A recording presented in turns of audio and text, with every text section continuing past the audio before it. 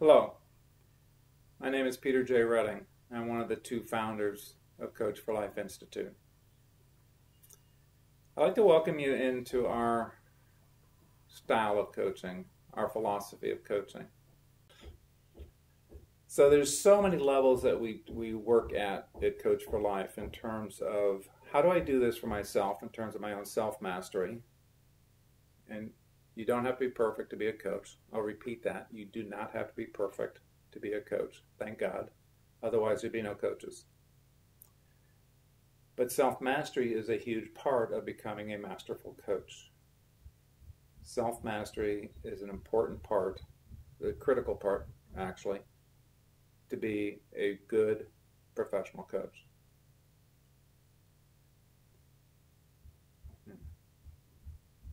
Yeah.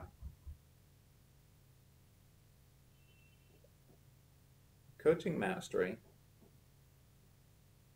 So coming back to the training, you get an experience of that at a very personal, deep level to get to know who you really are as a human being, which then plays into supporting your future clients, your future coaching clients, whether they're formal or informal, whether they're internal, meaning that you're coaching somebody inside an organization that you're already working, or external coach, you're working with people that are in an organization that you are not employed by full-time.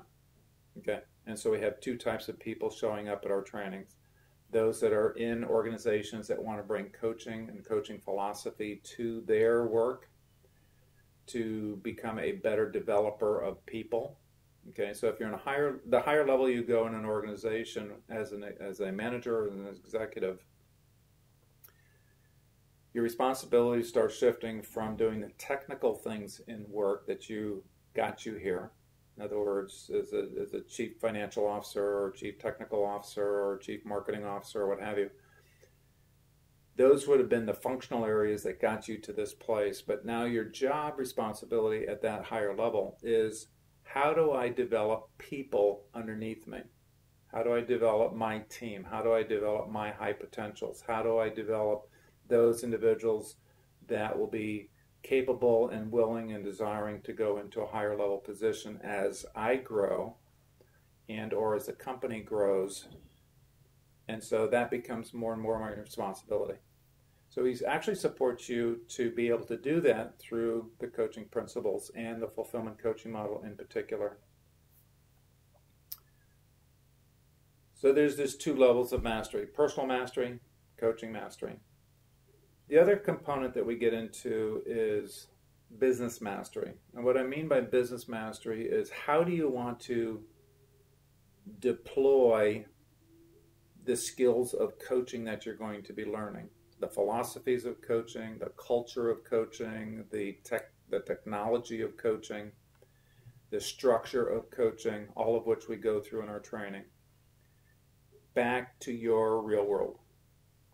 So for some of you, it will be bringing it back to your full-time jobs as marketing director or HR director or VP of learning and development, whatever your title is, and bringing these things back into your work. How do you talk about this new concept of coaching?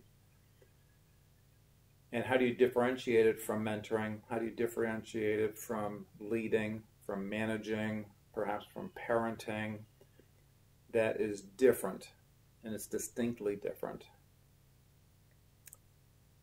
For those of you that are getting ready for retirement, that want to start a full-time coaching practice or a part-time coaching practice on your own to bring it out to perhaps colleagues or functional areas of where you've been an expert in, how do you coach without being an expert?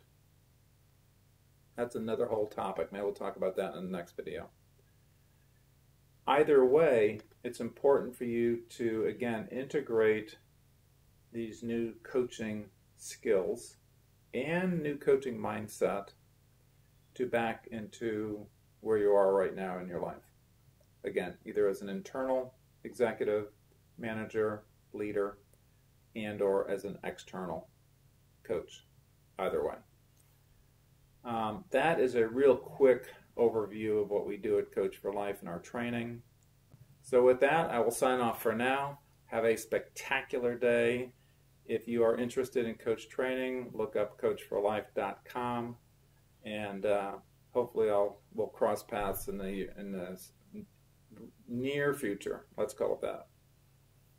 From here, namaste.